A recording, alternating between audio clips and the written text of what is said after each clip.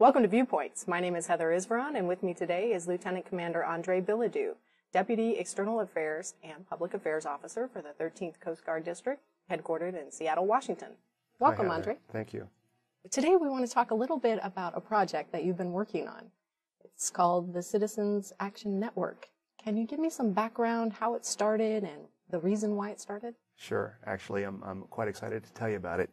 The Citizens Action Network is a compilation of approximately 500 citizens who live on the waters of the United States and in Canada and have a strategic view. Essentially, we went out and asked the public, if you have a strategic view and you want to put it to work, you might consider joining our program. And over the last 7 years, we've had some significant successes in using these citizens as part of a routine response. They become the eyes and the ears for us on demand, and then as a byproduct of their being in our program, we get feedback from them. So it really is a continuous loop effect of communications with the citizens, communications with the Coast Guard, and ultimately communications with our partner agencies. And can you define a strategic view? The way we see a strategic view is if you're able to look out your window or walk down to your local beach and identify details of a passing vessel, for instance. While we don't necessarily rule out people who don't have that great of a view, if you're within a block or two of a waterway, we generally like to have you as part of the network. And what does the typical volunteer look like, or how do they get to volunteer? That's a good question. Based on strategic view, our data shows us that most of our members are generally about 60 years old. That usually comes with the cost of a waterfront home. But we also invite business owners, anybody who has a business or marina on the waterfront. It can be anybody. We have folks who live far away from cities, out in the middle of essentially nowhere, all the way to in close into Seattle or Tacoma or Everett or Bellingham or Portland, Oregon. So both close in and outside of city areas are where we have membership. So some people have houseboats, some people have essentially mansions. But the common thread here is that everybody who participates is looking to do more for their country, especially in a post 9/11 environment like we have. And so how long has this Citizens Action Network been in place? Back in the late 90s, the Coast Guard was having a series of mishaps. It's documented in some of the official reports that we had such a spike in operations in the late 90s, and I'll correlate that with people getting vessels. There was a boom, the tech boom. A lot of people got extra money in their life, and they went out and bought a boat. With that, our operational tempo went up. With that, a lot of our accidents were considered fatigue accidents. We were overworking our crews, and we didn't have enough resources to manage. With that in mind, and as the operations officer for the Puget Sound region at that point, I needed help. I essentially really needed help. And so that's how the concept started. We reached out to the community. If you had a waterfront view, we essentially put what was a colored push pin into a paper chart and had a correlated book nearby, a dispatch center. And our dispatchers would sometimes call in the citizen to help define the problem, provide information on a report, or offer supplementary eyes and ears to a situation where we weren't sure where the problem was. It could be search and rescue, aids to navigation. It could be a stranded marine mammal or an oil spill. One of the great things about the Coast Guard is we're all hazards. And so with that spectrum of opportunity, we bring a lot of people in who are interested in one spectrum, for instance, oil spills. And over time, they learn to appreciate the many missions of the Coast Guard. And so through membership, they can exercise their interest and ultimately become more informed about homeland security needs, Coast Guard needs, strategic needs. And your particular area is interesting because it does border another country, of course. Right. And so can you give me some examples of how the countries have worked together and some success stories? Sure. The RCMP now has a Citizens Action Network as well, and it's really nice to work with the RCMP. They have authority both over the water and land side. And their Citizens Action Network is known to us, and they know ours.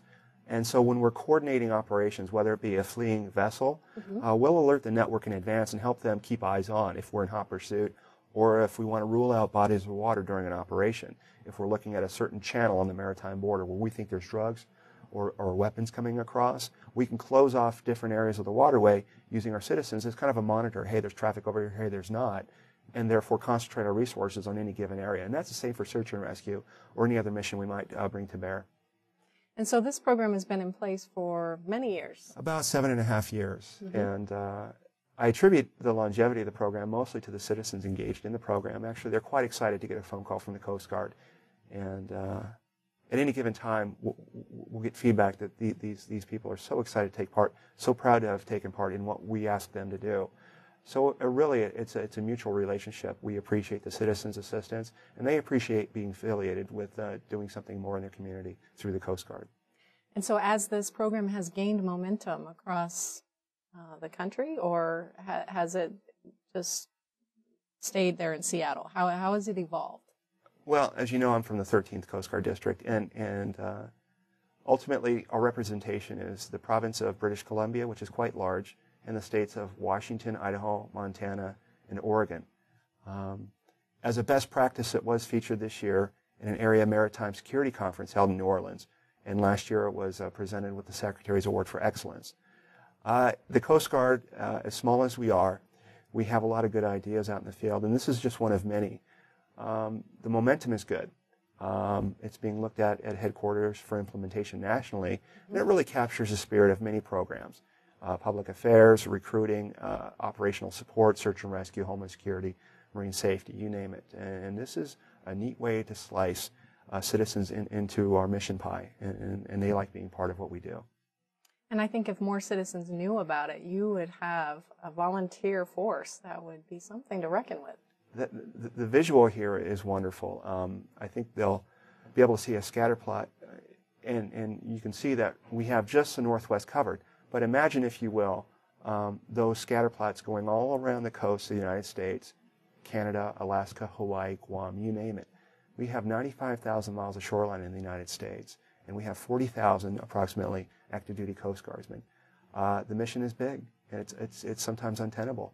But with the help of the citizens, there's a great energy there, and we can tap into it as force multipliers. It has a great future, I believe. It does. Yeah. Well, you mentioned a scatter plot, and so what does that look like for the 13th Coast Guard District, the tri-state area? A scatter plot is simply how a dispatcher sees asset spread as available to him or her. The Coast Guard in the Northwest has 5 dispatch areas, plus a command and control center over them, so essentially 6 dispatch spots.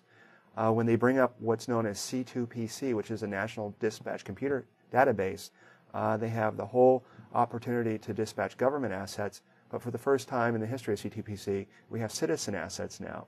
And what the dispatcher sees are color-coded icons. And the color-coded icons are placed specifically where those people live, and simply by double-clicking on the icon, up comes a 5-panel menu with opportunities to know who they are, what training they've had, what their capabilities are, maybe a history of what their use has been, success stories, that kind of thing. So the dispatcher gets to know the citizen in a unique way, in a dynamic way, in which each are helping each other get their job done. So the Coast Guard is using some new technologies. Can you explain one of the more innovative technologies you're using in your program? Sure. The most basic is a telephone.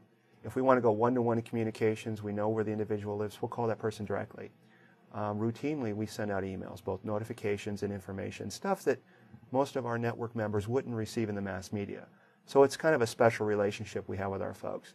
And then more recently, we've adapted a telephone system in which we can notify all of our members all at once in a hurry. Hello? This is an official notification of the Seattle Area Citizens Action Network. There is a report of a stolen... On the back side of the phone call, I can tell who got the call and how long they stayed on. And we've had some real great successes. Essentially, we're putting the home in Homeland Security, right? Right. We had a stolen vessel about 3 weeks ago, a high-end vessel out of Canada. Got word from the RCMP, we put the notification out, and the next day it was identified deep into U.S. territory by one of our membership, and it was reported in. So a really great success story based on some new technologies, at least new to us. Well, thank you so much for being with us today. Of course. You're welcome.